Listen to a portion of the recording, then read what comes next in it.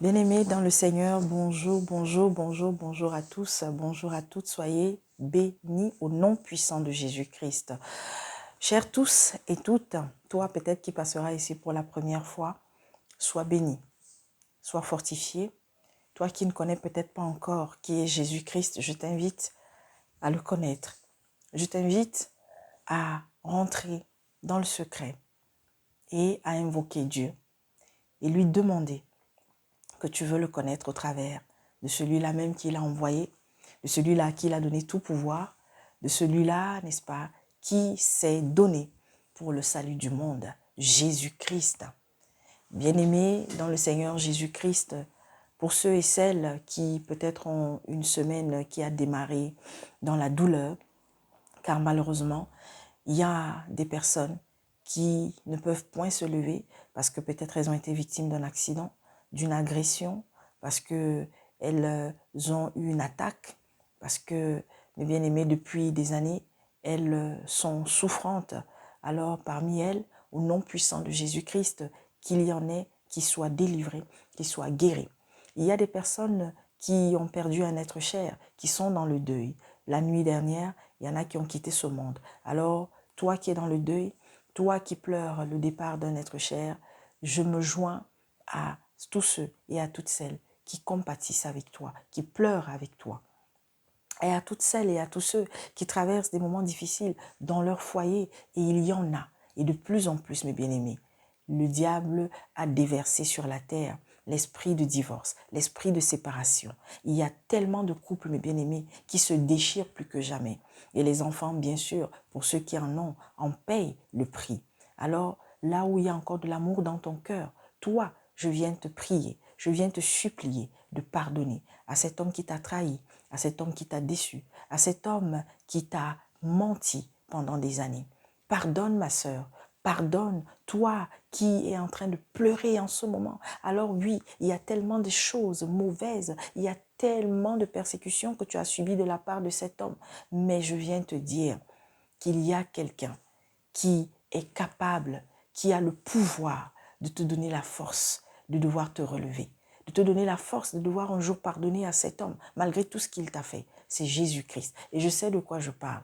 Des témoignages, il y en a tellement. Mais je ne peux pas venir témoigner à la place de ces femmes-là, mes bien-aimées, qui hier encore étaient à terre, qui hier étaient complètement perdues, parce qu'effectivement, cet homme qu'elles avaient aimé, cet homme avec qui elles avaient décidé, n'est-ce pas, partager le restant de leur vie, un matin, s'en est allé avec une autre. Un matin, elles ont découvert que ce n'était pas celui qu'elles croyaient, mes bien-aimés, être.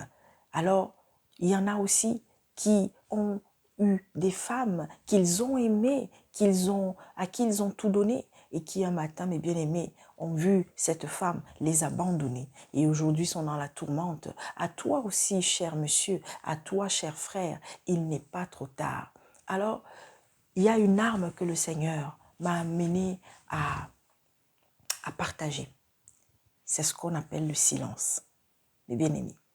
Chaque jour davantage, face aux persécutions, face aux attaques, je vous assure, le silence, savoir aller à la montagne, ne pas répondre, mes bien-aimés. Parce que par notre bouche, nous avons suscité, sans même le vouloir, des drames. Par notre bouche, nous avons amené l'autre à encore faire plus, mes bien-aimés, dans le sens du mal.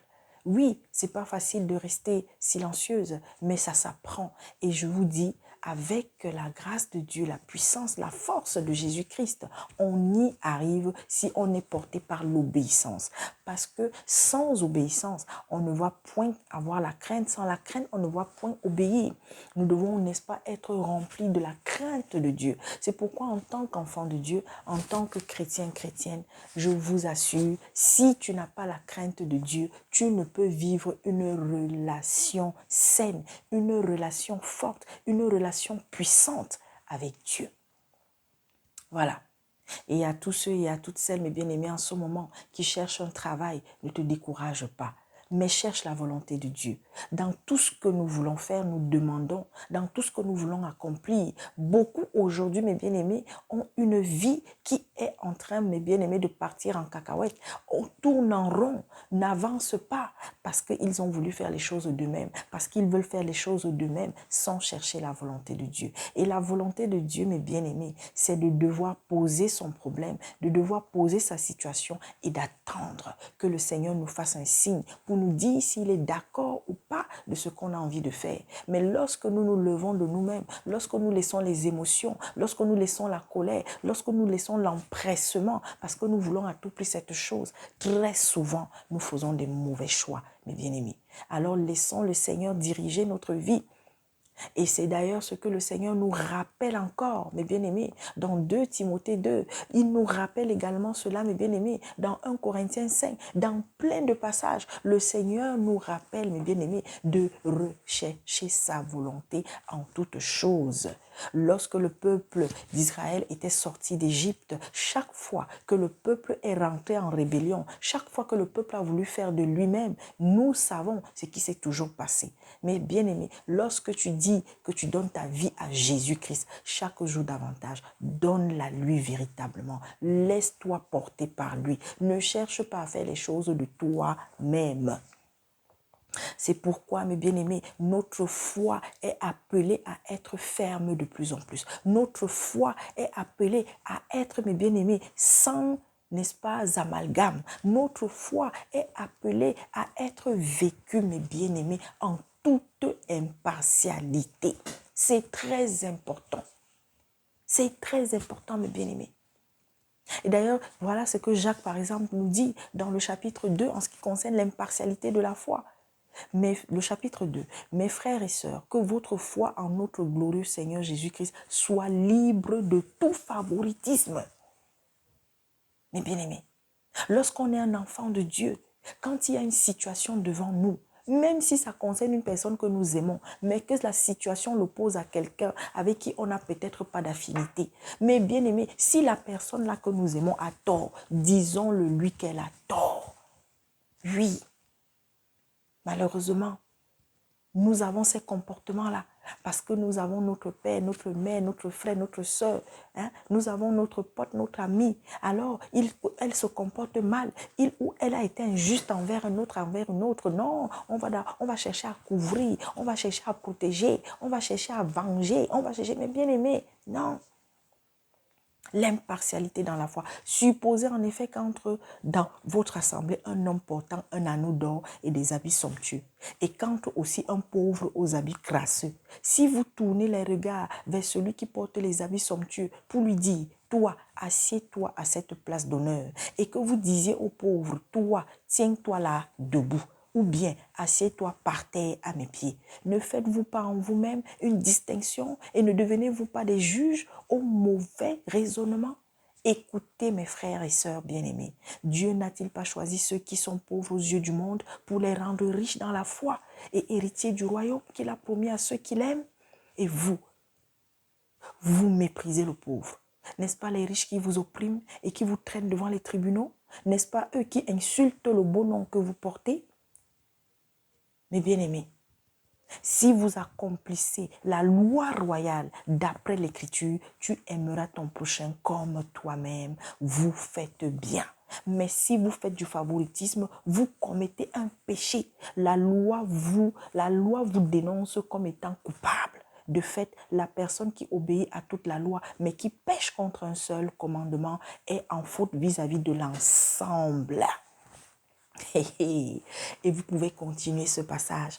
Mais aujourd'hui dans l'église, aujourd'hui dans le monde, mes bien-aimés, nous avons des personnes qui sont prêtes à mourir parce que non, il ne faut pas toucher à son loin de Dieu, il ne faut pas toucher à son prophète, il ne faut pas toucher à sa maman prophétesse, il ne faut pas, n'est-ce pas, émettre des critiques, des reproches à notre bonbon prêtron, à notre bonbon marabout, à notre bonbon évêque, à notre bien-aimé.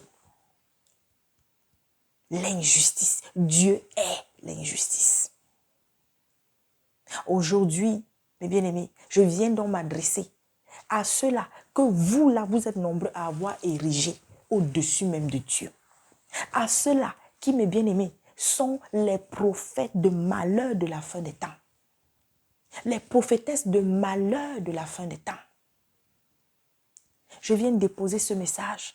Je viens donner un avertissement. Je viens prévenir. Je viens sonner la cloche, mes bien-aimés. À ceux-là aujourd'hui qui ont complètement oublié ce que c'est que être un prophète, ce que c'est que être un messager, ce que c'est que être un serviteur de Dieu. Parce qu'aujourd'hui, mes bien-aimés, le Seigneur nous a dit, je m'en vais, mais je vous laisse celui qui sera avec vous tous les jours. Le Seigneur a dit qu'à la fin des temps, même les enfants, mes bien-aimés, prophétiseront. Les vieillards auront des songes, mes bien-aimés, femmes comme hommes. Aujourd'hui, si tu es un enfant de Dieu, si tu as donné ta vie au Seigneur Jésus-Christ, écoutez-moi très bien. Si tu marches chaque jour comme le Seigneur le veut, si tu respectes les règles, mes bien-aimés. Attendez, je m'en vais dans 2 Timothée. Parce que vous là, quand on vous parle, vous n'écoutez pas. On vous parle, vous n'écoutez pas. On prévient, mes bien-aimés. Mais je ne comprends pas. Les gens ne veulent plus lire la parole. Les gens veulent seulement que non, on boive, on vienne déposer devant eux. On boive. C'est-à-dire qu'eux, ils ne cherchent pas. Eux, ils veulent, ils attendent. Ils attendent que ce soit les autres qui aient étudié la Bible. Ils attendent que ce soit les autres, mes bien-aimés, qui, n'est-ce pas, allez, merci Seigneur. 2 Timothée 2. Écoutez très bien. 2 Timothée 2. Toi donc, mon enfant, fortifie-toi dans la grâce qui est en Jésus-Christ. Ce que tu as entendu de moi en présence de nombreux témoins, confie-le à des personnes fidèles qui soient capables de l'enseigner aussi à d'autres. Souffre avec moi comme un bon soldat de Jésus-Christ. Les chrétiens là, vous qui ne voulez pas souffrir, vous quand il y a des épreuves, vous commencez à courir à gauche et à droite, à gauche et à droite. Je l'ai toujours dit ici, un chrétien doit être prêt tous les jours à vivre une épreuve, à être persécuté. Mais bien aimé, si tu n'acceptes pas cette vérité-là, alors cesse d'être chrétien. Arrête. J'ai dit, oh, arrête, maman, mon frère. Je continue. Souffre avec moi comme un bon soldat de Jésus-Christ. Aucun soldat en service ne s'embarrasse des affaires de la vie courante s'il veut plaire à celui qui l'a recruté. Tu veux plaire à Dieu? Tu veux plaire à Dieu chaque jour davantage? Oui, tu as les problèmes dans ta vie. Oui, ça ne va pas. Oui, tu es perdu. Oui, pourquoi tu as tant d'épreuves? Chaque jour, comment ne plus s'embarrasser de ces soucis de la vie, de ces problèmes de la vie? Mon frère, ma soeur, toi, cher inconnu, toi peut-être qui n'est pas encore venu, parce que même étant païen, mes bien-aimés, il faut savoir que l'Esprit de Dieu agit en des païens. Pourquoi? Parce que tout être humain est une créature de Dieu. Et Dieu, quand il nous a créés, son empreinte est sur nous. Je ne parle pas du Saint-Esprit, parce que beaucoup pensent que non, Dieu là, il ne voit pas les païens. Non, attention. Il y a des païens qui agréent au cœur de Dieu. Parce qu'en eux, il y a son empreinte. Il y a sa marque, mes bien-aimés. C'est pourquoi vous allez voir, il y a des païens qui aiment l'adultère. Il y a des païens qui aiment la corruption. Il y a des païens qui ne sont pas méchants. Ce n'est pas des caractères de Dieu. Ah oui. Je continue. Donc, tu dois t'abandonner chaque jour davantage. C'est pourquoi lorsque nous prions, arrêtons d'être dans le jeu. J'ai toujours dit ça ici. Lorsque tu pries chaque jour davantage, tes problèmes, maman, mon frère, le Seigneur connaît tes problèmes. Dieu connaît ta situation. Mais le Seigneur veut que tu t'abandonnes, que tu lui abandonnes ton fardeau, afin qu'il t'aide à le porter, afin qu'il t'aide à avancer avec. Et pendant que tu avances sur le chemin, il va mettre une personne dont tu dois t'occuper. Il va mettre, n'est-ce pas, des situations des autres pour que tu les portes vers lui, pour que tu pries pour les autres, mes bien-aimés. Oh yes! Mes soeurs, mes frères, je fais témoignage. Là, très rapidement, en début, le week-end, il y a eu un énorme filet de la police, de la gendarmerie, où on a arrêté plus de 80 personnes qui étaient impliquées, n'est-ce pas, dans la pédocriminalité. Et il y a 13 avérés qui ont été écroués, dont des enseignants, des professeurs d'école. Vous vous rendez compte, n'est-ce pas? Des semaines avant, des mois avant, dans la petite chambre dans laquelle nous sommes. C'est un sujet pour lequel nous prions sans cesse. Que le Seigneur permette même si c'est une seule, qu'il y ait toujours une personne qui soit mise à nu, qui est impliquée dans les viols d'enfants, qui est impliquée dans les viols des femmes, qui est impliquée dans des activités, n'est-ce pas, diaboliques, comme celui-là. Peu importe son rang social, peu importe le pouvoir qu'il a, quand l'heure arrive, qu'il soit mis à nu. Et nous sommes en train de prier pour que les langues continuent de se délier, pour que ces enfants qui ont été victimes des abus, même de leurs propres parents, ils puissent parler. Est-ce que vous ne voyez pas? Oui, mes bien-aimés. Est-ce que ça veut dire que le viol va s'arrêter? Non. Le péché, tant que le Seigneur n'est pas revenu, ce péché-là, tant que l'autre ne sera pas, n'est-ce pas, conduit dans les temps de feu éternel, en enfer éternellement, eh bien, le mal va continuer d'abonder, mes bien-aimés. Mais nous prions afin qu'il y ait toujours au moins une personne, mes bien-aimés, qui soit sauvée. Et ça, c'est la mission de l'Église. Intercéder sans cesse, prier sans cesse pour les autres. Mes sœurs, le Seigneur me met à cœur un message. Là, il y a 2-3 jours. Tout travail mérite salaire. Beaucoup de chrétiens, mes bien-aimés, n'ont pas une vie gaie. Moi, la sœur Gladys, vous croyez que je suis riche? Je n'ai rien. Je suis pauvre. Mais ce qui est sûr, ça c'est sûr, je ne suis pas. Il y en a qui sont encore plus pauvres que moi, oui. Mais mes bien-aimés, je suis dans la joie, je suis dans la paix, chaque jour davantage. Et même quand il y a des épreuves qui se présentent à nous, mon époux et moi, mes bien-aimés, le matin, ça peut nous assommer, mais avant midi, on se relève. Qui? Parce que le Seigneur nous donne la force de nous relever et d'avoir espoir, mes bien-aimés. Vous croyez que les persécutions, nous n'en avons pas? Nous sommes persécutés en ce moment. Nous avons une personne, par exemple, qui monte, qui descend, qui dit des choses terribles, qui, n'est-ce pas, est prêt à en découdre avec nous, avec mon mari. Pourquoi? À cause de la méchanceté. Mais mes bien-aimés, nous continuons de prier. Le Seigneur nous a dit, priez pour lui, pour cette personne. Et nous allons continuer de prier pour sa famille et lui. Prier pour... Mes bien-aimés, c'est pourquoi le Seigneur nous a dit de prier pour nos ennemis. Prier pour nos ennemis. Alors, si déjà, en priant pour tes ennemis, et tu le fais d'un cœur sincère, tu crois que tu vas avoir un problème et papa va t'oublier? Non. Servir le Seigneur, travailler pour Dieu, tu dois le faire en toute liberté. Travailler pour Dieu, ça commence déjà par toi. C'est ce que je disais encore aux sœurs hier. Travailler pour Dieu, c'est d'abord sur soi-même que nous devons travailler. Nous devons faire ce que le Seigneur attend. Nous avons dit que nous connaissons la vérité. Le Seigneur nous a dit, nous sommes le temple de Dieu. Mais si tu ne prends pas soin de ce temple, si tu ne balayes pas ce temple, si tu ne nettoies pas ce temple, si tu n'essuies pas, tu n'enlèves pas les toiles d'araignée, c'est-à-dire que si tu n'abandonnes pas ce qui est abandonné, tu ne t'éloignes pas de ceux et de ceux dont tu dois t'éloigner. Même quand il faudrait que tu apportes un soutien, tu aides quelqu'un qui est dans la peine, dans la souffrance, tu réfléchis d'abord, tu tournes. Et si tu l'as fait une fois, 2 fois, même quand la personne revient te solliciter, tu parles, tu bavardes. Ça nous est déjà arrivé et ça nous arrive encore. Mais nous devons changer cela. Nous sommes appelés parce que quand nous sommes appelés à aider quelqu'un, quand le Seigneur même nous met à cœur d'aider, ne murmurons pas. Mais combien d'entre nous murmurent? Alors oui, il y a des gens qu'on a eu à aider à plusieurs reprises. Le but, ce n'est pas de toujours aider la même personne. Mais attention, le Seigneur peut susciter encore la même personne. Hein. Ah oui, hein, pour voir, pour te voir. Ah, hein. Mais bien aimé, le diable même aussi peut susciter cette même personne-là pour venir te tenter. Mais bien aimé. Alors, chaque jour davantage, lorsque nous aidons, lorsque nous assistons, lorsque nous faisons pour quelqu'un, mes bien-aimés, ne murmurons pas. Et si c'est que nous ne sommes pas dans les conditions pour le faire, disons à la personne que je ne peux pas t'aider. J'ai l'habitude de dire aux sœurs, chaque jour davantage, arrêtez d'avoir mal parce qu'un frère, une sœur, le père, la mère m'a sollicité. Et comme je n'ai pas pu aider, ils sont déjà fâchés là-bas. Moi, vraiment, je suis mal. Ah bon. Mes bien-aimés, n'aidons pas les ingrats dans leur ingratitude. Ne les aidons pas. Quand quelqu'un te sollicite, tu peux aider, aide. Tu ne peux pas. Tu dis à la personne, mon frère, je ne peux pas. C'est pourquoi il faut éviter de faire des promesses. Arrêtez de faire des promesses. Je vais te... Ça, c'est des erreurs que nous avons commises par le passé.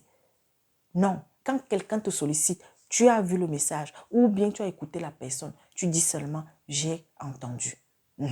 Si ce que maintenant tu peux agir, agis. Si tu ne peux pas, tu dis à la personne, je ne peux pas. Mais de grâce, quand tu vas le faire, ne parle pas, ne murmure pas. Parce qu'à partir du moment où on murmure sur une action qu'on doit poser, mais bien aimé, devant le Seigneur, c'est 0. Même si tu le fais après, c'est 0. Alors, je continue. L'athlète n'est pas couronné s'il n'a pas lutté en respectant les règles. C'est 2 Timothée 2. Hein? Parce que quand ce sont des passages comme ça, vous n'entendez pas les gens vous parler de ça. Et vraiment, je vous invite à finir de lire 2 Timothée 2, là, tout le chapitre. Vous allez voir ce qui est dit dedans. C'est ça qui est merveilleux avec la Bible, avec la parole. C'est que sur un seul chapitre, tu as l'impression que c'est toute la Bible même que tu as lue. Alors, je viens donc ce matin, les bien-aimés, je viens déposer un message. Je viens, mes bien-aimés, interpeller l'Église. Nous sommes à la fin de l'année, non? Ah. Les prophètes de malheur ont commencé, non? Ah. Vous aurez quoi? Traverser de minuit. Traverser de quoi? Traverser de si. Année de bonheur. Année de si. C'est ton année de. C'est ton année. Chaque année, on ne fait que venir vous dire que c'est ton année de grâce. C'est ton année de gloire. C'est ton année de prospérité. C'est ton année. Ah ah. Mes bien-aimés, entre-temps, vous dormez. Pour ceux qui sont sur l'espace, qui sont, allez, abonnés, il y a des messages que je dépose là de plus en plus pour vous amener à ouvrir les yeux sur ce qui est en train de se passer là à travers le monde, sur ce qui se prépare. Parce que mes bien-aimés, 2024 qui arrive là, depuis 2020 là, depuis fin 2019 là, mes bien-aimés, le monde est passé à un autre cap. L'autre a fait passer le monde à un autre cap. Vous, pour ceux qui, et nous ne cessons d'inviter les chrétiens à s'informer. Informez-vous. Informez-vous surtout par rapport, mes bien-aimés, à ce qui se passe du côté de l'Amérique, du côté de la Chine, du côté de l'Europe, du côté de l'Inde. Mes bien-aimés, informez-vous. Beaucoup de choses sont en train de se passer. Les conférences que vous entendez au Qatar, à Dubaï, à Stockholm, en Belgique, aux États-Unis, mes bien-aimés, ouvrez les yeux. Nous sommes dans les temps où ceux-là pourtant qui sont censés alerter, apprêter, préparer, amener les chrétiens à se préparer, mes bien-aimés, pour ces événements qui marquent, mes bien-aimés, la fin des temps, parce que nous sommes à la fin. Vous êtes nombreux à être, n'est-ce pas, dans des assemblées, des aveugles, des ignorants, des je ne sais pas quoi, parce que vous êtes là pour partir seulement boire les paroles, les conseils d'adoration de ces vampires spirituels qui ne vous vendent que du rêve, qui eux s'enrichissent, qui eux ont des ventres qui poussent, qui eux ont des femmes qui ont les fesses qui poussent derrière. Mais vous êtes toujours là comme ça, vous n'avancez pas, vous n'évoluez pas. Alors je viens m'adresser à ces prophètes et prophétesses de malheur de la fin des temps que vous êtes nombreux à suivre parce que vous êtes des paresseux, parce que nous sommes là dans la paresse. Nous ne voulons pas lire la parole, nous ne voulons pas écouter, nous ne voulons pas chercher de nous-mêmes, nous ne voulons pas faire l'étude biblique, nous ne voulons pas suivre, n'est-ce pas, ces frères sérieux qui, n'est-ce pas, eux ne vous donnent pas du bonbon, ils ne vous donnent pas du caramel, ils ne vous donnent pas de la chicoine, ils ne vous donnent pas de la tchéké, ils ne vous donnent... Non, non, non, non, non, non, non. Ils vous donnent la parole de vie, mais vous ne les écoutez pas. Vous ne les écoutez pas. Vous voulez seulement aller faire de la divination, aller vers ceux qui vous disent que oui, et je suis dans ta chambre, je vois comment ta chambre a fait comme si, il y a tel qui est assis sur ton lit, oh machin, il y a tel qui voulait te prendre ton mari, oh mais Dieu n'a pas voulu, il y a ta grand-mère qui t'a attaché au village, il y a, oui, tu as été amoureuse de tel, non, quand tu étais jeune, non, tu avais 2 fiancés, non, machin et tout, voilà votre travail. Alors, quand je dis vous, bien sûr, quand tu ne te reconnais pas dans le message, pourquoi tu vas te fâcher? Mais si tu te reconnais, bien aimé, ou si tu connais quelqu'un qui est dans ça, maman, envoie le message. Mais bien aimé, l'heure est grave. Vous avez aujourd'hui ceux qui disent qu'ils sont des prophètes, celles qui disent qu'elles sont des prophétesses, qui ne s'adressent pas aux dirigeants. Mais bien aimé, qui ne s'adressent pas à ceux qui gouvernent, à ceux qui dirigent. Et ce n'est pas seulement les prophètes. J'ai l'habitude de dire ça ici. Mais bien aimé, nous avons aujourd'hui des enseignants, nous avons aujourd'hui des docteurs de la parole, nous avons aujourd'hui, mes bien-aimés, ceux-là qui ont la charge de nous paître, qui ne s'adressent pas aux dirigeants, qui ne s'adressent pas, mes bien-aimés, à ceux qui tiennent le pays, qui ne s'adressent pas à ceux qui ont la responsabilité, mes bien-aimés, du pays, des pays.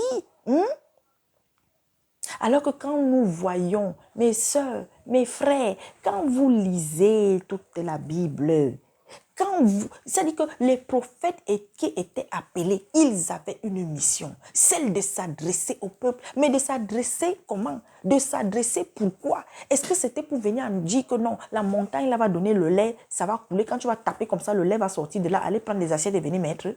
Hein?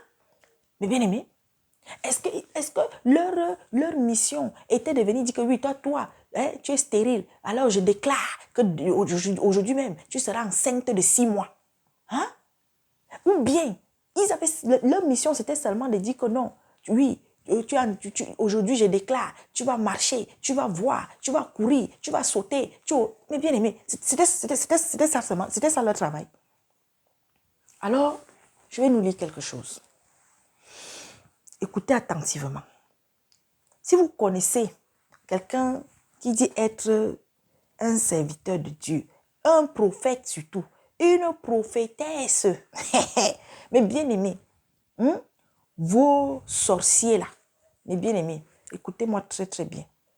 On va se parler. On va se dire les choses. D'accord? Attendez. Parce que trop, c'est trop. Mais je sais que je vais parler comme ça. Il y aura toujours des égarés qui viendront ici pour venir raconter leurs conneries. Pour venir vomir leurs conneries. D'accord, mes bien-aimés? Voilà. Alors, on va lire un message très important. Très, très, très important. Écoutez bien, je vais lire ceci. C'est un travail qui a été fait. J'ai pris le temps d'examiner. Tout ce que j'avais envie de dire se trouve dans ce... C'est ça qui est merveilleux avec le Seigneur. Alors, les qualités et fonctions des vrais prophètes. Et derrière prophète, mettez messager. Mettez docteur de la parole, pasteur, évangéliste, tout ce que vous voulez. Parce qu'eux aussi sont concernés par ça. Je lis au nom de Jésus-Christ. Quelqu'un a dit, les prophètes ont toujours tort d'avoir raison et nous pouvons voir dans les livres prophétiques que les serviteurs de Dieu étaient rarement des personnes populaires à cause de leur message. L'Église a besoin de prophètes aujourd'hui et tout ministère devrait avoir un élément prophétique. La prophétie est un concept d'origine divine. Les prophètes de la Bible étaient suscités par Dieu et sa parole était en eux. Hein? Attendez, les prophètes de la Bible étaient suscités par Dieu. Mais aujourd'hui, on a des sorciers, des vampires qui disent qu'ils ont l'école de formation des prophètes. Pour devenir prophète, il faut aller à l'école. Il faut t'asseoir. Et attention, c'est payant. C'est payant. Et vous les connaissez?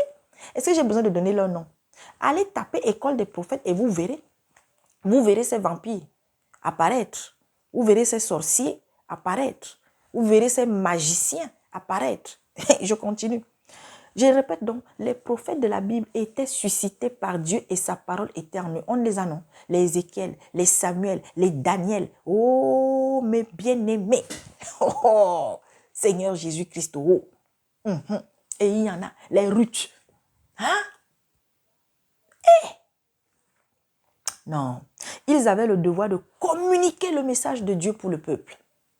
Le pasteur Marc Lecomte donne dans le cours Les livres prophétiques une liste des qualités et fonctions des vrais prophètes en 11 points. En voici un condensé. Premier, des hommes appelés de Dieu. L'appel de Dieu se trouve partout dans la Bible et tous les serviteurs de Dieu sont appelés en principe. En principe. Ce n'est pas la société qui appelle, mais Dieu lui-même. L'appel, oui, parce que Dieu, il pouvait aussi susciter. Il pouvait aller trouver un de ses fils, envoyer pour également, n'est-ce pas, aller oindre. Ça, c'était dans l'ancien temps. Celui qui deviendra aussi plus tard un prophète. Alors, L'appel de Dieu est unique. Chacun le vivra différemment, mais il est nécessaire car le ministère est difficile. Il n'y a pas de promesse de salaire ou de bonheur. Il n'y a pas de promesse de salaire ou de bonheur. Nous sommes individuellement responsables devant Dieu pour notre appel. Jésus-Christ a dit que ce que vous avez reçu gratuitement, donné gratuitement. Continuez d'aller acheter vos huiles d'onction. Continuez d'aller acheter vos eaux d'onction, vos laits d'onction, vos casseroles d'onction, vos valises d'onction. Vous n'avez même pas honte. On est là, on parle, on parle, on parle, on parle. Eh oui. 2. Des porte-paroles de Dieu, des prédicateurs. Les prophètes parlaient avec assurance et confiance au nom de Dieu. Ils étaient appelés à prêcher ce que Dieu leur disait. Et référence Hébreux 1, le verset 1, 2 Pierre 1, 2 Pierre 1 au verset 21, 1 Pierre 4, hein? Ah, d'ailleurs, on va chercher. On va lire. On va lire. Oh, oh, oh, oh. Ah, Seigneur Jésus. Oh, oh, oh, oh, oh, oh. Ah, j'aime ça. Comme dit mon frère Roger Bouleli. J'aime ça. Voilà. On est là, on parle aux gens. Les gens n'écoutent pas. Les gens ne veulent pas écouter. 2 Pierre. Hein? Voilà. Les fruits de l'appel de Dieu. Oh, oh, oh, oh. Eh Seigneur, allez, donnez-moi une minute. Donc, 1 Pierre 4, c'est ce que je vais lire. 1 Pierre 4, voilà, versets 10 et 11. Au nom de Jésus-Christ. Comme de bons intendants des diverses grâces de Dieu, mettez chacun au service des autres le don que vous avez reçu. Hein? Comme de bons intendants des diverses grâces de Dieu, mettez chacun au service des autres le don que vous avez reçu. Si quelqu'un parle, qu'il annonce les paroles révélées de Dieu. Si quelqu'un accomplit un service, qu'il le fasse avec la force que Dieu communique, afin qu'en tout, Dieu reçoive la gloire qui lui est due à travers Jésus-Christ. C'est à lui qu'appartiennent la gloire, la puissance au siècle des siècles. Amen.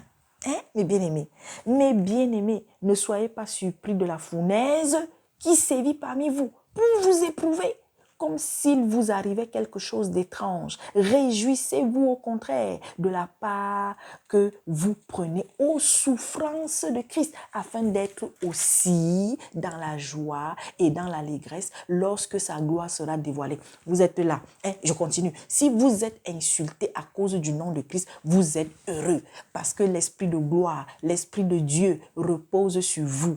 Oh, eux, ils blasphèment. C'est-à-dire que ceux qui vous insultent là, ceux qui vous maltraitent là, est-ce que vous avez compris? Eux, ils blasphèment. Oh, mes bien-aimés, je vais déposer un message par rapport aussi au blasphème. Parce que pendant longtemps, on a cru que non, le blasphème, c'était seulement que quand le Seigneur donne un message et qu'on a négligé, donc on a blasphémé. Mais bien-aimés, le blasphème, c'est plus vaste que ça. D'ailleurs, je vous invite à aller regarder la dernière vidéo de notre bien-aimé Olivier de Vérité Biblique TV qui est en train de faire une série. Alors, il y a eu la première partie, donc il y aura la deuxième, voilà, qu'il fera sur les péchés qui mènent à la mort. C'est-à-dire que le blasphème là, en quoi consiste le blasphème? C'est quoi blasphémer?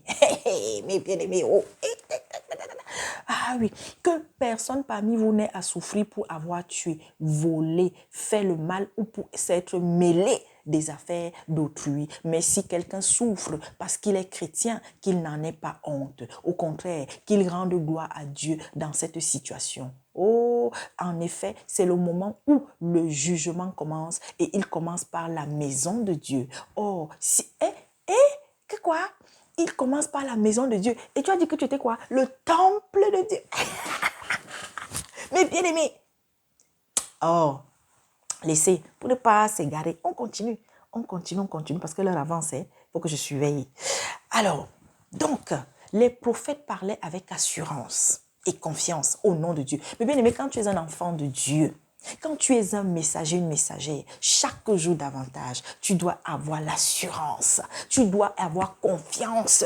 C'est pourquoi, pour avoir une relation établie et forte chaque jour avec Dieu, tu dois avoir confiance en toi. Et quand le Seigneur m'a montré cela, m'a fait comprendre cela, parce que c'est une notion dont on ne parle pas beaucoup dans l'Église, la foi en soi, l'assurance en soi, c'est très important d'avoir confiance. Si tu n'as pas confiance en toi, je t'assure, il te sera difficile d'avoir la crainte de Dieu d'abord de un, d'obéir et sur pourquoi? Parce que quand ce sera l'Esprit Saint, quand ce sera Dieu par l'Esprit Saint, Jésus par l'Esprit Saint qui te dira de faire quelque chose, que tu reconnais sa voix, tu ne vas même pas chercher à discuter. Tu vas te lever. Pourquoi? Parce que tu as reconnu la voix de ton Père. D'ailleurs, le Seigneur nous dit non, mes enfants entendent ma voix et m'écoutent, me reconnaissent, m'obéissent. Oh Seigneur, je ne savais pas que tu allais me porter comme ça. Ah, alors je continue. Ils étaient appelés à prêcher ce que Dieu leur disait. Le pasteur aujourd'hui a un double rôle. Écoutez bien. Il intercède et apporte le peuple devant Dieu. Dieu sacrificateur. Jésus-Christ, c'est le sacrificateur suprême aujourd'hui. Ah! Et il apporte la parole de Dieu aux brebis. Prophète. Est-ce que vous comprenez? Son devoir est de savoir ce que Dieu dit. Oh, mes bien-aimés, le pasteur aujourd'hui a un double rôle. Il intercède et apporte le peuple devant Dieu. Il est un sacrifice. Mes bien-aimés, aujourd'hui là non, tout enfant de Dieu, toute personne qui suit Jésus-Christ est un sacrificateur. Est-ce que vous comprenez ça? Parce que dans ta famille, tu es appelé à porter cette parole. D'où vous êtes la lumière du monde. Oh, mes bien-aimés, ce n'est plus seulement une seule personne qui est la lumière du monde et que vous allez là pour suivre. Ah, laissez ça. Et il apporte la parole de Dieu aux brebis, c'est-à-dire qu'il est le prophète. Donc, quand il y a des messages, des révélations, quand il y a, mes bien-aimés, des avertissements, quand il y a, mes bien-aimés, oh, un message, Seigneur. Ah oui, l'esprit des prophètes est en nous. C'est pas ça. L'esprit du prophète, des prophètes est en nous. C'est pourquoi je dis, mes bien-aimés, toute personne aujourd'hui qui croit en Jésus-Christ peut prophétiser. Ah, c'est ça. Son devoir est de savoir ce que Dieu dit. Toi, des hommes de parole. Hein, on a commencé par quoi? On a dit des hommes appelés de Dieu, des porte-paroles de Dieu, des prédicateurs, des hommes de la parole. Les prophètes connaissaient parfaitement les conditions pour les promesses et conséquences de la désobéissance. Lévitique 26, des versets 1 à 39. Deutéronome 28, des versets 1 à 42, si vous voulez lire. Malédiction, bénédiction. Ça, c'était dans l'ancien temps. Ils savaient aussi quelles étaient les conséquences et la gravité de l'idolâtrie. Vous aujourd'hui là, qui êtes des idolâtres, vous idolâtrez vos hommes de Dieu, vous idolâtrez vos prophétesses de malheur, vous idolâtrez vos prophétons, vous idolâtrez, n'est-ce pas, vos exorcistes, vous les idolâtrez, vos sorciers qui se disent qu'ils sont des serviteurs de Dieu et qui vous ont amené à les idolâtrer, qui ont... Ah, mes bien-aimés, être prophète n'est pas prédire l'avenir, mais répéter les prédictions déjà révélées. Oui, il y a quelques jours, l'Esprit Saint me... Mais bien aimé, est-ce que vous savez qu'il n'y a rien de nouveau? Est-ce que vous savez que tout a été donné par rapport aux événements présents et à venir? Mais qu'est-ce que le Seigneur fait? Le Seigneur, en fait, nous amène à venir donner, certes, des messages maintenant, comment dire, c'est-à-dire que annoncer des choses, ça peut être à s'adresser à quelqu'un, hein, ça peut être un avertissement qu'on va donner, mais en s'appuyant, mes bien-aimés, sur ce qui existe déjà dans la parole. Vous croyez que, mes bien-aimés, il y a une nouvelle, comment dire, un nouveau livre d'Apocalypse qui va sortir? Hein? Vous croyez qu'il y a, n'est-ce pas, des événements qui vont sortir, je ne sais pas d'où, et qui n'ont pas été annoncés par Dieu au travers de ses serviteurs? Hein? Jean, par exemple, lorsque le Seigneur va, par exemple, me dire, ma fille, va dire à ces membres du gouvernement là, il y en a qui vont tomber comme les mangos pourris. S'ils ne se repentent pas, s'ils ne changent pas. Mais bien aimé, quand le Seigneur me donne ce message, par exemple, j'avais donné toute une série J'avais annoncé, le Seigneur m'avait mis à cœur d'annoncer toute une série d'événements. C'était en fin 2020. Hein? Mais il y a déjà des événements qui sont passés, qui sont en train de se passer, qui vont arriver. Mais est-ce que ce que je donnais là, ça n'a jamais existé? Mais si, mes bien-aimés. Ça fait depuis combien de siècles que Dieu avertit les puissants? Dieu parle aux riches. Dieu demande au monde de se repentir. Si on ne se repent pas, voici. Est-ce que c'est nouveau? Non, ce n'est pas nouveau. Parce qu'il ne faut pas que vous pensiez que lorsque un serviteur de Dieu, mes bien-aimés, une servante de l'Éternel, vient donner des prophéties, que c'est nouveau, que c'est par la bouche seulement de cette personne que ce type de choses a été donné. Non, mes bien-aimés. Non. Alors, être prophète n'est pas prédire l'avenir, mais répéter les prédictions déjà révélées et dire ce qui est écrit. Dans l'Ancien Testament, le rôle du prophète était d'identifier le péché et les actions d'Israël ainsi que les conséquences du péché. Ils n'ont rien inventé.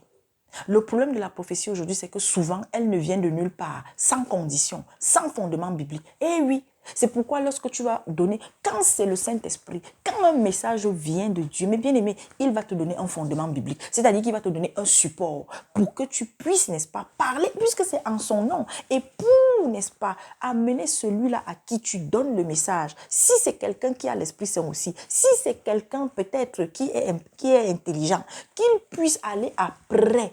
Quand il va examiner son message, appuyé par la parole du Seigneur, tiré, n'est-ce pas, de la Bible, il va se retrouver, il va comprendre. C'est très important. Et même toi qui es le porteur du message, à travers le support biblique, à travers la parole tirée de la Bible que tu recevras, eh bien, tu vas comprendre le message. Parce qu'il y a des fois, tu reçois un message et vous dit, si tu n'as pas le support biblique, tu ne vas pas comprendre. Et c'est là où et même un doute, est-ce que ça vient du Saint-Esprit? Elle nourrit l'ego. Alors, donc, aujourd'hui, et attention, je mets une parenthèse, c'est pas parce que quelqu'un va prendre aussi un verset biblique, appuyer un message, que ça veut dire forcément aussi que ça vient de Dieu. C'est pourquoi nous devons examiner. C'est pourquoi lorsque je reçois un message, je dois aller au pied de l'Éternel, prendre le temps, demander si ça vient de lui. Et si ça vient de lui, qu'il me le confirme. Et je vous assure, si ça vient de lui, il va confirmer. Si ça vient pas de lui, il ne va pas confirmer. Et c'est à vous d'avoir ce discernement-là. Alors, je continue. Elle ne vient de nulle part, sans condition, sans fondement biblique. Elle nourrit l'ego. La preuve. Vous les entendez, non? Qui vous disent non? Je prophétise. Je déclare. C'est moi. Je dis ci, je dis ça. Oui. Oh, mes bien-aimés. Alors que tout doit revenir à Dieu. Parce que mes bien-aimés, un véritable serviteur, un véritable enfant de Dieu, une véritable prophétesse ou une personne, mes bien-aimés, qui a, n'est-ce pas, qui a reçu l'esprit de prophétie, pour un temps, mes bien-aimés, ne va pas s'enorgueillir. Toute personne qui travaille pour l'Éternel, toute personne qui accomplit un service pour l'Éternel, tout ce que tu fais, tu dois rendre cela à Dieu. La gloire qui va en découler. Le témoignage que celui-là à qui tu étais allé parler viendra faire, rends cela à Dieu. Mais aujourd'hui, j'ai fait ci, j'ai fait ça, je déclare que, j'ai dit que. Elle nourrit l'ego. Les prophètes ne faisaient pas cela, mais ils discernaient les problèmes du peuple malgré les actes. Ils discernaient les problèmes du peuple. Aujourd'hui, vous avez vos prophétons de malheur. C'est un bon nombre de serviteurs aujourd'hui qui ne parlent pas des problèmes du peuple. Quand on dit problème de peuple, mes bien-aimés, ce n'était pas seulement une histoire de ventre, mais d'injustice. Quand les dirigeants, quand les rois, quand, n'est-ce pas, les principautés là, ils faisaient souffrir le peuple. Mais bien aimé, nous le voyons. Nous le voyons. Voilà Moïse, non? Moïse a été envoyé par Dieu, non? Pour que le peuple d'Israël soit libéré. Soit libéré, non? Pharaon a fait comment? Pharaon a tactique, c'est-à-dire qu'il a serré les fesses. Il a signé. À chaque fois, Dieu agissait. Non, le gars, pourquoi? Parce qu'il comptait sur ses marabouts. Parce qu'il comptait sur ses dieux. Parce qu'il comptait sur ses démons, mes bien-aimés. Et nous connaissons la fin. Est-ce que c'est le seul? Hein? Mes bien-aimés, nous avons Saul, non? Saul, lorsque David veut lui donner les messages. David devient mon frère. Moi, je suis seulement un messager. Oh. Maintenant, la jalousie. Alors là, quand il a terrassé Goliath, là, Saul est devenu encore fou. Mais bien aimé, il fallait anéantir ce garçon. Il fallait finir avec lui. Ils sont combien comme ça? Aujourd'hui, vous voyez dans vos temples bâtiments, vous êtes là, vous venez vous agenouiller, vous venez carrément, ça dit que, mais c'est pas possible ça. Les femmes de soi-disant pasteurs, les femmes de soi-disant responsables de vos responsables d'assemblée, c'est-à-dire que ce sont des reines, ce sont je ne sais pas quoi, vous leur faites des courbettes. Pour les saluer, vous vous courbez comme ça. Oh, dans Apocalypse 21, mes bien-aimés, l'ange, Jean a voulu s'agenouiller devant l'ange. L'ange a dit, pardon, mon frère, ce n'est pas devant moi que tu dois t'agenouiller. Oh, oh, celui-là à qui tout cela revient, c'est Dieu. C'est Jésus-Christ. Moi là, pardon, moi-même qui suis ange là, je ne suis qu'un messager. Des égarés comme ça. Mes bien-aimés. Transmettez le message là si vous en connaissez mes soeurs. Alors, je réponds, je continue. Ils voyaient la fondation de la parole de Dieu s'affaiblir. Ils voyaient la fondation de la parole de Dieu s'affaiblir. Leur cri était de réveiller les gens. Leur cri était de réveiller les gens et de les ramener vers la parole comme des bons défenseurs de l'alliance. Aujourd'hui, comment défends-tu le salut que Jésus-Christ t'a apporté? Comment défends-tu ta foi? Aujourd'hui, lorsque vous avez quelqu'un qui vient devant vous, une personne te dit, oui, ta femme est une sorcière, ta femme est une sirène, ta femme machin, je vois que ton père là, c'est lui qui veut te tuer, ta mère, ton oncle, c'est lui qui veut te faire du mal, et vous levez, vous partez, ça dit que vous croyez en ça. Même c'est vrai, quand on est un enfant de Dieu, on doit avoir peur de rien. Oui, si on est innocent. Mais bien, mais quand on est innocent, je vous dis, ça va durer, le temps que ça va durer. Mais Dieu finit toujours par vous justifier. Et les gens qui ont semé le trouble dans votre vie, ils vont en subir les conséquences. Sans que vous n'ayez à faire des prières de retour à l'envoyeur. Comme vous avez vos sorciers qui vous font faire des prières de retour à l'envoyeur. Alors, comme tu as voulu me tuer, moi aussi, je dis que tu vas mourir demain. Ta famille va mourir. Vous avez des gens qui disent qu'elles sont des prophétesses, qui font carrément des prières où on s'adresse. Oui, mais bien aimé, nous avons aujourd'hui des frères qui se sont égarés. Ils sont là, on les connaît. Le Seigneur même, moi personnellement, ne veut même plus qu'on s'adresse à eux parce que le temps d'avertissement pour eux est fini. Bientôt, vous allez entendre. Il y a, n'est-ce pas, des serviteurs là connus qui se sont égarés et que depuis des années, on leur demande de se repentir. On leur demande de revenir sur le droit chemin, à leur premier amour. Mais non, ils sont allés tellement loin dans l'occultisme, tellement loin dans la magie, tellement loin dans le vampirisme que pour eux, ils se disent que non, pour eux, c'est terminé. Alors, mais est-ce que ça me donne le droit de me lever et de dire que non, toi, si tu ne te répands pas, tu vas avoir un accident. Si tu ne te répands pas, tu vas avoir un malheur. Tes enfants vont mourir. Mais bien aimé, où est-ce qu'on a vu? Mais bien aimé.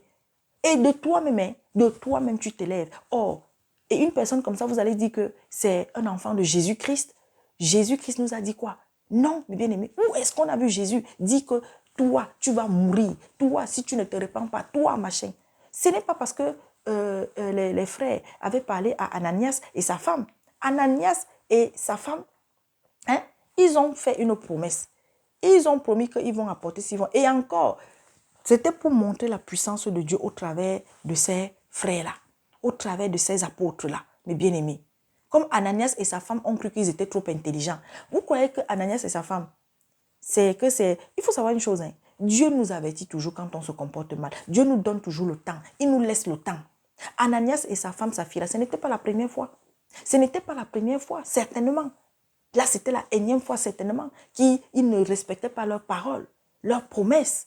Et ils ont été frappés. Alors, je continue.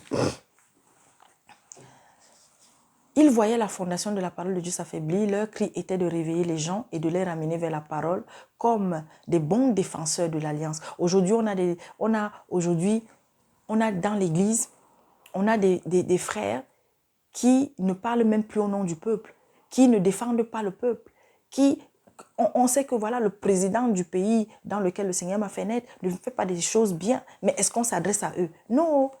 Les ministres, ils se comportent mal. Est-ce qu'on s'adresse à eux? Non. Mais bien aimé, Les autorités du pays duquel on est né, dans lequel on est né, ils font des choses pas bien. Est-ce qu'on s'adresse à eux? Non. Les populations se comportent mal, hein, font des choses terribles. Alors, est-ce qu'on s'adresse véritablement à eux? Non. Vous aimez qu'on vous caresse les oreilles, on vous mette la pommade sur le dos. Voilà. Tant que toi, tu fais ça, là, les fidèles, ils vont t'apporter les dîmes, les offrandes, ils vont t'acheter la voiture, ils vont t'apporter la chaussure, la montre. N'importe quoi. Ils avaient pour mandat de rendre contemporain l'ancienne alliance, l'exode, le désert et la loi. Le prédicateur a un mandat similaire aujourd'hui. Des hommes de courage, persécution, opposition, découragement, isolement, cœur brisé. Jérémie aurait bien voulu abandonner, mais il ne pouvait pas. Oui. Ce sont les anciens qui venaient consulter Ézéchiel. Ézéchiel 14 de 1 à 5. Et ils devaient avoir le courage de les reprendre sur des choses cachées. De les reprendre. Et Ézéchiel reprenait les anciens. Ce sont les anciens qui venaient consulter. Et Ézéchiel devait avoir le courage de les reprendre sur des choses cachées. Même s'ils étaient des amis, il fallait les confronter. Ah, Seigneur Jésus, aujourd'hui dans l'église, non, parce que j'aime bien tel frère. Ce frère, il fait mal. Ce frère a une mauvaise parole. Ce frère a mal parlé aux autres frères de l'assemblée et sœurs de l'assemblée. On ne le reprend pas. On ne le reprend pas. On ne le confronte pas. Mais bien aimé, confronter, ça ne veut pas dire que vous devez bagarrer. Confronter l'autre, ça ne veut pas... Non, c'est qu'il dit une chose, il est convaincu qu'il est en train de dire la vérité. Alors tu pars dans la parole, tu dis que mon frère, voici. Est-ce que c'est comme ça que le Seigneur nous demande d'agir? Lorsque nous voyons dans une assemblée dite de frères, de sœurs, de chrétiens, alors il y a une sœur peut-être qui se comporte mal. Il y a une sœur qui mène peut-être une mauvaise vie. Au lieu qu'on aille vers cette sœur avec amour, mais avec fermeté, pour la reprendre, pour lui dire, ma sœur, tu mènes une vie qui n'est pas bien en ce moment. Est-ce que c'est ce que le Seigneur veut pour toi? Tu dis que tu es le temple de Dieu, mais regarde l'attitude que tu as. Mais le faire, mais bien aimé, le faire avec amour. Non, on va prendre le nom de la sœur, on monte, on descend avec, on va au marché de poissons, on va au marché de légumes, on va je ne sais pas où, on amène son nom. Le frère se comporte mal, au lieu qu'on aille trouver le frère. Et aujourd'hui, je le dis tout le temps ici, voici le fléau dans l'église. Et d'ailleurs, vous le voyez, non? Nous avons des frères que nous avons suivis, que nous suivons. Hein? Un jour, l'autre s'élève pour insulter l'autre. L'autre s'élève pour critiquer. C'est ce qui se passe aujourd'hui. Vous voyez des soi-disant pasteurs, des soi-disant docteurs de la parole, des soi-disant évêques, des soi-disant je ne sais même pas trop quoi. Dès qu'un dit une chose, bam, on sort sur les réseaux. Mais bien aimés, nous assistons, vous le voyez là, hein? Nous avons même des sœurs qui hier, oui, étaient sur le chemin. Mais aujourd'hui, à cause de la notoriété, la grosse tête a poussé. Alors, on ne peut pas te faire des critiques, on ne peut pas te faire des reproches. Et quand on fait, vous vous levez pour aller faire bloquer les chaînes des gens. C'est ça, être des chrétiens, être des frères, être des sœurs. Le Seigneur a dit que tu dois souffrir pour lui si tu l'aimes. Être prêt à souffrir. Mais bien aimé, vous savez le nombre de fois. Mais bien aimé, allez sur la chaîne. Lisez les commentaires. Il y a des gens qui me maudissent. Il y en a même qui sont même allés jusqu'à insulter mon mari. Alors qu'on ne le connaît pas, tu ne le connais pas. Parce que non, on a dit une chose sur leur bonbon prophéton. On a dit une chose sur leur ting-ting de pasteur. Mais bien aimé, non, il ne faut pas parler comme ça. Il ne faut pas dire ça. Et quand on parle, vous avez des égarés. Et il va d'abord te dépouiller. Tu as tes chaînes, tu as tes machins. Mais bien aimé, c'est mon père. Quand mon père, il ne me laisse faire, je fais. Mais bien aimé, le jour où mon père va me dire, ma fille, c'est le moment, je ne veux plus te voir avec si, je ne veux plus te voir comme il l'a déjà fait pour un certain nombre de choses. Avant, j'aimais me maquiller. Certes, je ne me maquillais pas ostentatoirement. Mais j'avais une façon de me maquiller. Il m'a amené à lâcher tout ça.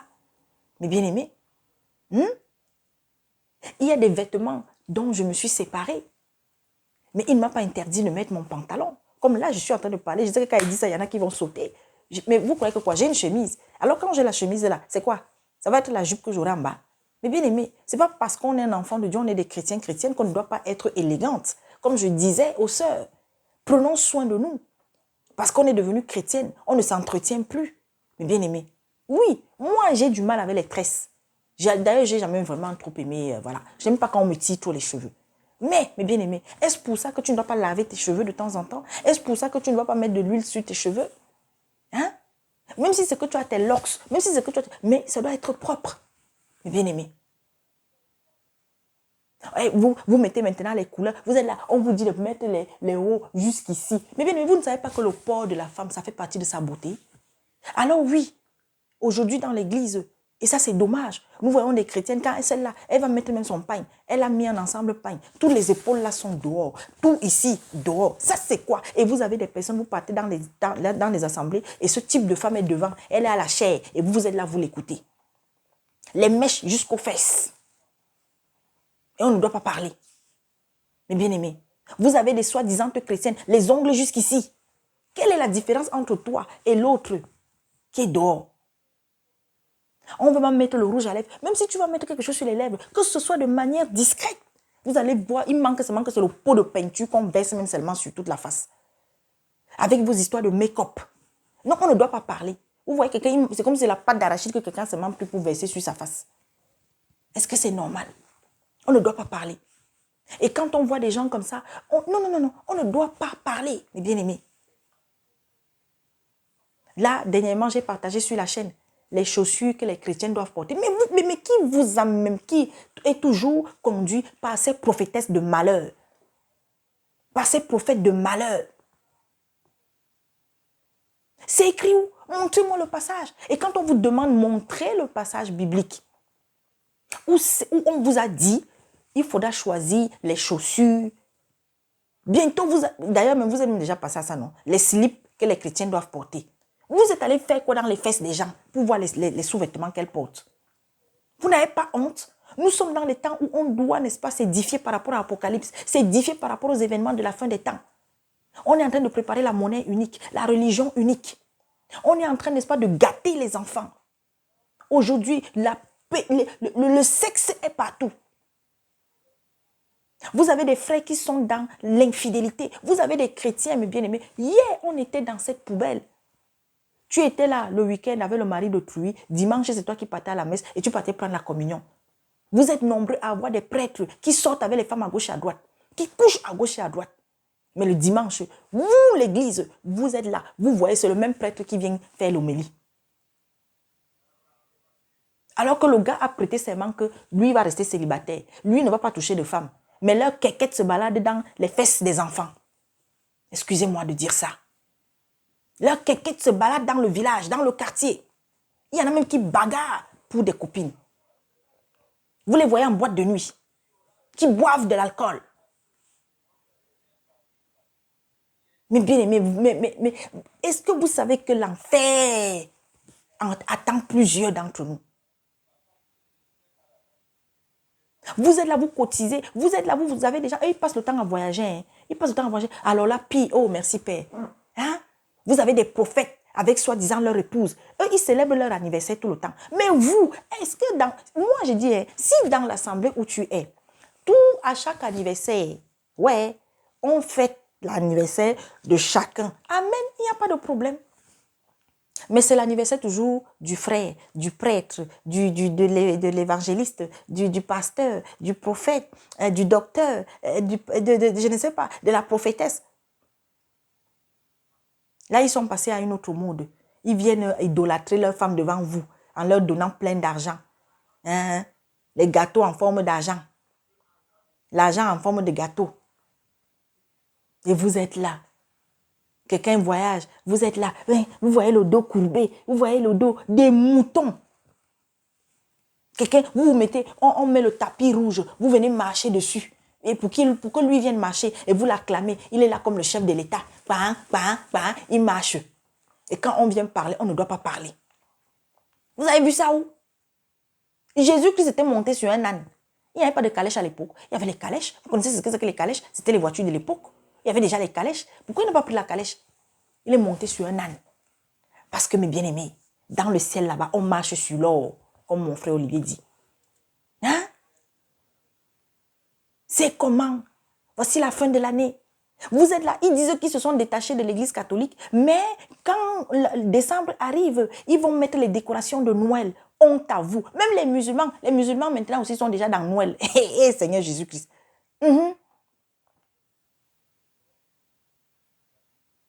On vous parle, vous n'écoutez pas. Ce démon qu'on appelle Noël. On nous a trompés avec ça. Mais bien aimé, écoutez, regardez les chaînes occidentales. Hein. On ne parle pas de Jésus. Hein. On ne parle pas de Jésus. Hein. Noël, ça dit que c'est revenu à son essence. C'est-à-dire une fête mondaine. On va manger, on va boire, on cherche les habits.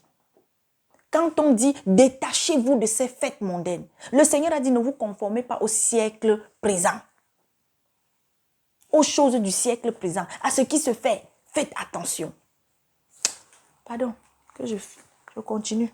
Si je vais terminer aujourd'hui, amen. Tout prédicateur doit savoir redresser ses amis. Les gens riches. Nous avons des chrétiens, des gens qui disent qu'ils sont des chrétiens. Ce sont eux qui sont des voleurs dans les administrations, dans les ministères. Ce sont eux qui sont des voleurs à la banque où ils sont. Ce sont eux qui sont comment on les appelle là? Ceux qui travaillent aux impôts là. Les collecteurs d'impôts. Ce sont eux qui sont des voleurs, des corrompus. Mais le dimanche, il faut les voir parce qu'ils vont apporter l'enveloppe. Ils vont donner l'enveloppe. Ce sont eux qui apportent tout le temps l'enveloppe aux prêtres, aux pasteurs. Alors on ne dit rien. Vous les avez, ils les croisent dans des circuits avec des femmes. Mais le dimanche, le samedi, le vendredi, on va aller à la mosquée, soi-disant. Parce qu'on va venir donner les liasses d'argent à l'imam. On ne dit rien. On s'assoit aux mêmes tables. Vous les voyez là. Vous les voyez, on les accueille partout. Oui, on va s'asseoir avec des Rosicruciens. On va s'asseoir avec des Illuminati. On va organiser, n'est-ce pas, des grandes conférences, des grandes campagnes. Et vous êtes là, ils prient pour vous. Ils vous disent que non. Tu vas guérir. Tu vas voir l'enfant. Aujourd'hui, on est dans le mélange. Le mélange. Mais vous ne les entendez pas. Ils passent le temps à voyager, ils vont de pays en pays. Et quand ils vont dans ces pays, on arrive dans un pays où il y a la guerre. On ne dit rien au chef de l'État. On ne dit rien à ceux qui sont concernés par ces guerres-là. On arrive dans un pays où il y a, n'est-ce pas, les mariages des petites filles, où on envoie les petites filles en mariage, où des vieillards avec leurs fesses, je ne sais même pas, excusez-moi, franchement, c'est-à-dire qu'on ne dit rien. On ne dit rien.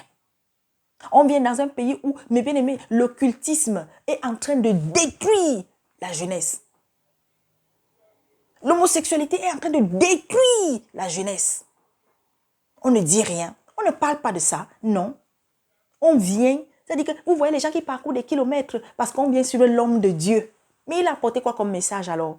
Cet homme de Dieu, cette prophétesse, elle vous apporte quoi?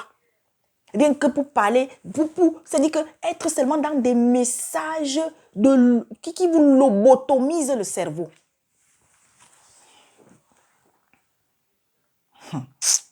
Ah, Seigneur Jésus. Ah, mon Dieu. Je répète, voilà, les prophètes là, à l'époque et aujourd'hui. Parce que le rôle d'un serviteur de Dieu n'a pas changé, mes bien-aimés. Et quand nous les femmes, on va me parler, on va dire que non, que nous les femmes, on doit se taire. Combien aujourd'hui de frères, aujourd'hui s'adressent aux dirigeants de leur pays? S'adressent, mes bien-aimés, aux dirigeants de leur pays.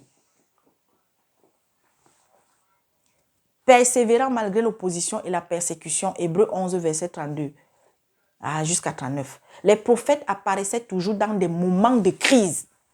Et nous sommes dans un temps de crise. Ce qui attend le monde là, mais vous blaguez? Les gens payent maintenant avec la paume de main, non? La marque de la bête là, on est en train de préparer ça, pas doucement. N'eût été la puissance de papa. N'eût été la puissance de papa. L'antéchrist serait déjà sorti. Mais il n'est pas loin. Hein? Il n'est pas loin. Comme vous êtes là, vous dormez. Mais heureusement que nous sommes encore là. L'église est encore sur terre. Et qu'il y a des choses que tant que l'église est sur terre là, papa ne permettra pas que ça arrive. Heureusement. Parce que si ce n'était qu'à cause des... Regardez les gens partout. Au Kenya, partout. Partout. Comme je disais, pour nous les Africains d'abord là, l'enfer sera chargé d'Africains. Et ces menteurs, ces vampires là, ils sont partout dans presque tous les pays. Vous allez partir au Brésil, vous voyez un pasteur, soi-disant un prophète, soi-disant congolais, mon frère, ou camerounais, hein? Ou nigérian, parce que les voilà, les trois là, ou ivoirien, ou congolais, ou nigérian. Des escrocs comme ça. Les prophètes apparaissaient toujours dans des moments de crise et qui accentuaient leur manque de popularité. Ah oui, mais bien aimé. Mais non, on ne veut pas froisser les gens. On ne veut pas, non. Mais bien aimé, vous croyez que les autorités laissent certains arriver dans leur pays, pourquoi? Hein? Pour continuer de vous endormir, non? C'est pour ça qu'on les laisse, non, on fait tout ce que tu veux, mais tu sais, hein, voilà, il y a des choses qu'il ne faut pas dire, hein, il y a des... pour que vous soyez des millions et des millions. Mais bien aimé, est-ce que un serviteur de Dieu, qu'il y ait du monde qui suit un serviteur de Dieu, est-ce que c'est un péché? Non. Mais bien aimé, le Seigneur, les aînés dans la foi, eux-mêmes nous ont prévenus. Faisons attention à la popularité là. Quand vous devenez trop célèbre, c'est même là où vous devez même commencer à fuir. C'est même là où vous devez commencer. Non, mais non, on est dans une époque où, là. Dès que toi, tu commences déjà quand même un peu, là, attention. On dit que vous êtes jaloux. La nature humaine cherche le compliment, mais les prophètes n'en donnaient pas souvent. Voilà. Mais vous regardez comment ils vous flattent. Tu es quoi? Tu es la lumière de ta famille. Tu es l'étoile de ta famille. Mais on veut te tuer. Tu es appelé à prospérer. Tu es appelé à évoluer. Tu es appelé... Oh Seigneur Jésus-Christ. Oh Seigneur. Des hommes de don pour Israël. Les prophètes étaient comme la délivrance et Dieu les voyait comme des cadeaux pour le peuple. Amos 2, des versets 10 à 12. Des bénédictions. La société ne réalise pas le privilège d'avoir des hommes de Dieu parmi elles. Osée 12 au verset 14. Un pasteur est un don de l'église. Un pasteur est un don et l'église est un cadeau. On ne choisit pas le ministère, mais Dieu le donne à l'église. Ah, allez là-bas. Des hommes de l'esprit. Michée peut paraître prétentieux, mais il était réaliste. Michée 3 au verset 8. Le Saint-Esprit utilisait Ézéchiel 2, des versets 12 jusqu'à 37, comme une puissance pour accomplir une œuvre. Les prophètes étaient remplis de l'esprit et sensibles à l'esprit. Malgré leur grande expérience spirituelle, jamais ils n'ont perdu leur capacité mentale et intellectuelle, tout comme tout chrétien. Oui, le Saint-Esprit est là, mais Dieu nous a fait également ce magnifique cadeau en nous permettant aussi d'examiner ce que le Saint-Esprit nous donne. Oh, mes bien-aimés. Ils ne sont pas tombés en transe mystique ou inconscient, voire sous. Vous êtes là, dès qu'ils vous touchent. Je ne sais pas. Des fois même, à peine ils s'approchent seulement, il faut les voir, surtout alors les femmes. Vous voyez comment elles se ridiculisent, les pieds en l'air, les fesses en l'air. Vous avez vu où Jésus-Christ humilier quelqu'un de la sorte? C'est ça même. Yes, man of God. Yes, man of God. Il faut alors voir les DJ là. Yes, papa. Prophétise, papa.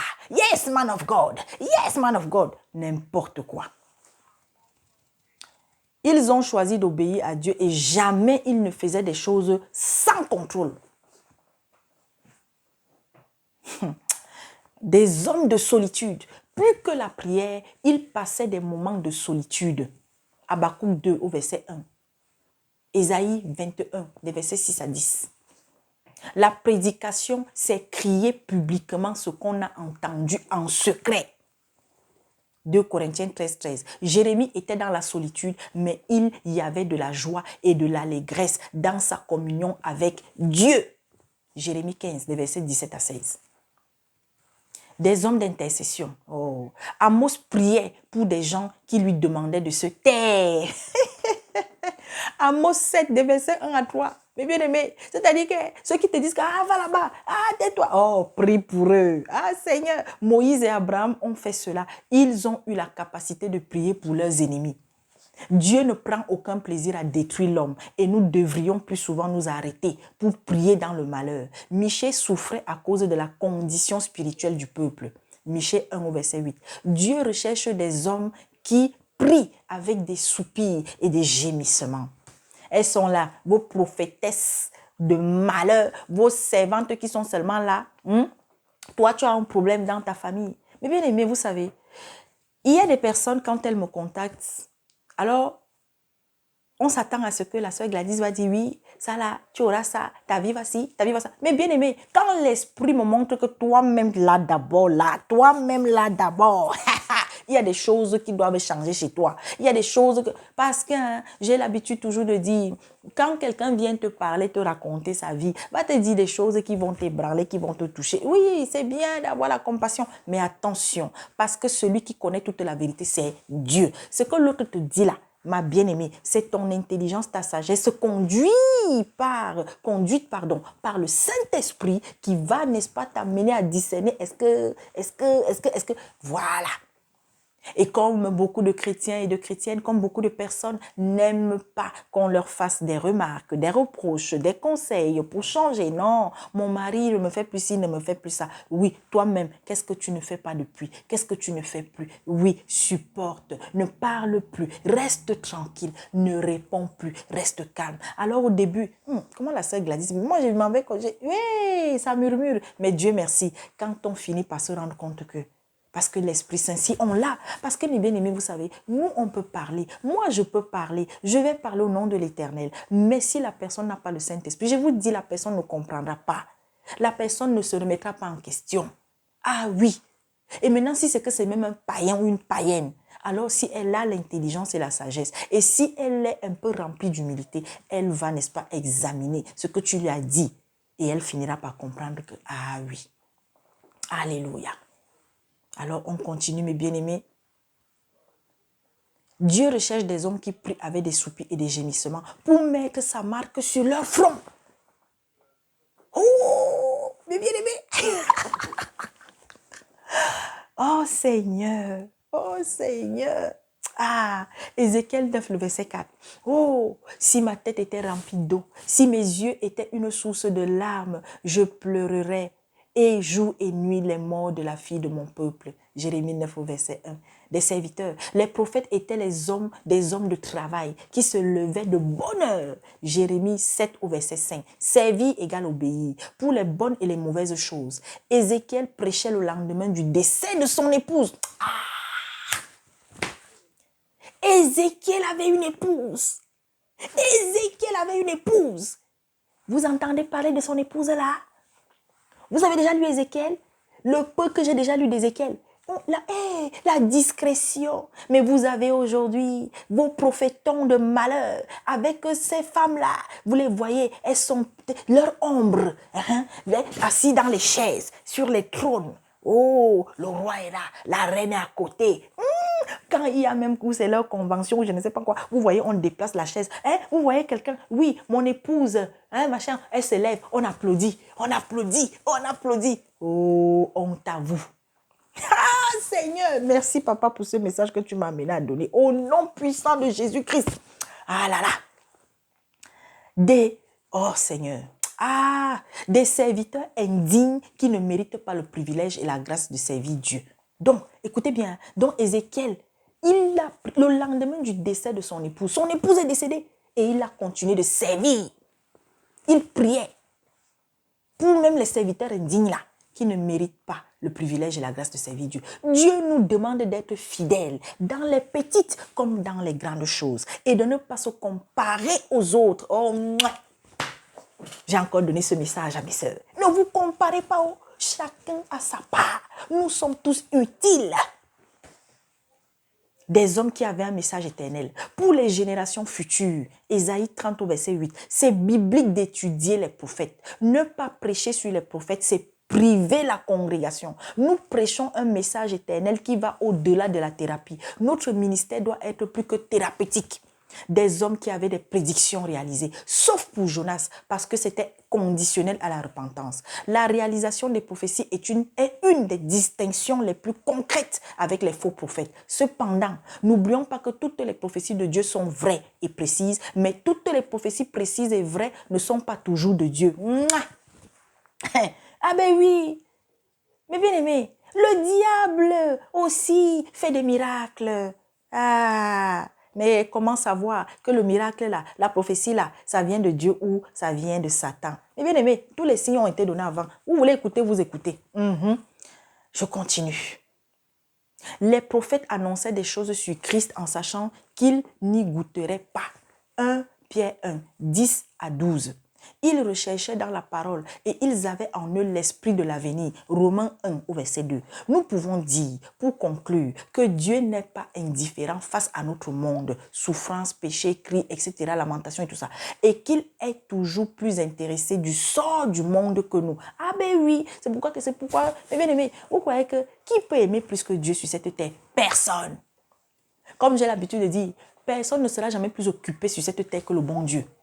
Parce qu'il y a des frères, vous voulez leur voir, vous voulez leur parler, ils vous disent qu'ils n'ont pas le temps. Il y en a, vous leur écrivez, ou même sur leur chaîne, la chaîne sur laquelle ils sont, comme il y en a qui disent que c'est ma chaîne là.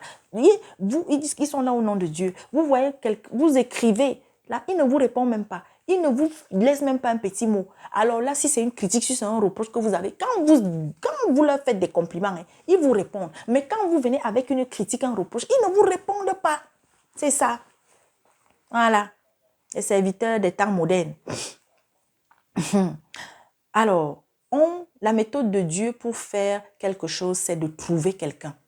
Est-ce que vous avez compris? La méthode de Dieu pour faire quelque chose, c'est de trouver quelqu'un. On évalue un prophète au caractère de son message et à son propre caractère. Intégrité, spiritualité, connaissance, fidélité et humilité. Que Dieu vous bénisse. Voilà. J'en ai terminé. J'ai rien à ajouter. Vous voulez continuer de vous faire manipuler, égarer par ces messagers vampires, par ces prophètes de malheur de la fin des temps, par ces prophétesses de malheur de la fin des temps.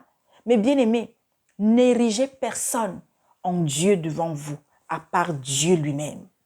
Ne placez aucun homme, ni la sœur Gladys, au devant de votre marche spirituelle.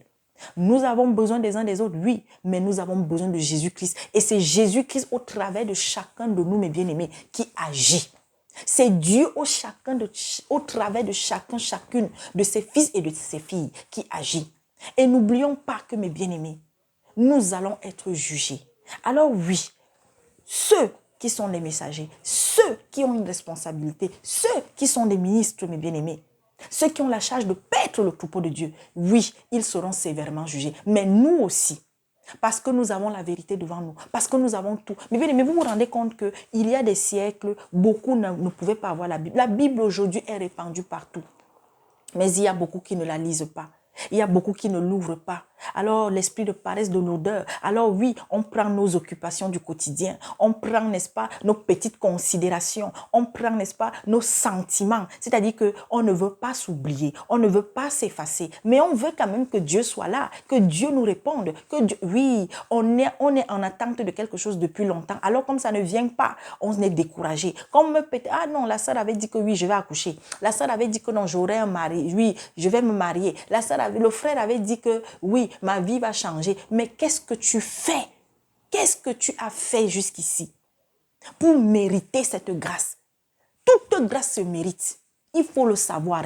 Oui, Dieu nous aime. Et à partir du moment où on devient ses enfants, il est plus sévère envers nous. Est-ce que vous le savez? Que Dieu vous bénisse. Que Dieu vous accompagne. Des épreuves, on en aura. Et si nous aimons le Seigneur, soyons préparés à vivre des épreuves. Et dans chaque épreuve, alors passez la tristesse du matin, passez les pleurs du matin, même la lamentation du matin. Il faudrait qu'avant la fin de la journée, on se soit ressaisi et qu'on ait pris la main tendue encore par notre Père, par notre Seigneur Jésus-Christ pour nous aider à nous relever et avancer. Pardonnons à ceux que nous devons pardonner. Pardonnons. Allons demander pardon à ceux à qui nous devons demander pardon. Soyons dans la crainte permanente de Dieu, mes bien-aimés. Ne faisons pas le mal pour le mal. Ne rendons pas le mal par le mal, mes bien-aimés. Alors si on a eu de mauvaises paroles, si on a eu de mauvaises pensées, mes bien-aimés, à chaque jour, repentons-nous. N'attendons pas la fin de l'année. Et pour toi qui connais la vérité sur toutes ces festivités de la fin d'année, sors de là. Dans votre assemblée, on est déjà en train de préparer la Noël. Sors de là. Vous êtes entre les mains d'un sorcier, d'un vampire, d'une sorcière spirituelle. Je dis bien spirituellement. Je ne suis pas en train d'insulter quelqu'un ici. Mais je marche, je piétine, mes bien-aimés, tous les esprits démoniaques qui sont en ces personnes-là, qui sont en train d'égarer les nations. On vous dit, éloignez-vous de ce monsieur qui se dit être, n'est-ce pas, l'héritier ou je ne sais pas quoi, ou le seigneur, je ne sais pas de qui, mes bien-aimés. Sortez de là. Fuyez ces gens. Chaque jour davantage, le refuge est en Jésus-Christ. Mes bien-aimés, des églises, des temples, bâtiments vont fermer, que ça ferme. Mais est-ce que ton cœur sera fermé? Est-ce que ton temple que tu as en toi, si tu l'as, Jésus-Christ, sera-t-il fermé? C'est à toi de faire ce qu'il faut pour que ton temple là, pour que ce temple dans lequel Dieu veut venir chercher, trouver du repos, venir en toi, venir, n'est-ce pas, t'amener chaque jour à grandir, apprendre ce qu'il faut pour tenir bon dans ce monde, mes bien-aimés, qui est en train de partir, qui est en train de vriller et qui va vriller plus que ça. Nous voyons comment la méchanceté ne cesse de prendre de l'ampleur. Nous voyons comment les êtres humains, nous voyons comment, sur tous les continents, l'être humain ne cesse, mes bien-aimés, de faire preuve de cruauté. Nous, l'Église, nous avons un rôle majeur. Nous sommes encore dans le monde. Nous sommes encore sur la terre. Et à cause de cela, il y a des événements qui n'arriveront pas. Mais il y en a qui arriveront encore. Des malheurs tels que nous le voyons là vont s'accumuler, vont s'accumuler. La méchanceté a augmenté et va encore augmenter. Nous croyons que nous avons déjà vu l'abomination au plus haut. Non, ce n'est pas fini, mes bien-aimés. Nous voyons comment des gens sont prêts à tout pour, n'est-ce pas, devenir riches. Nous voyons comment, mes bien-aimés, aujourd'hui, le bien est mal, le mal est bien. Mes bien-aimés. Alors, soyez fortifiés au nom puissant de Jésus-Christ. Amen.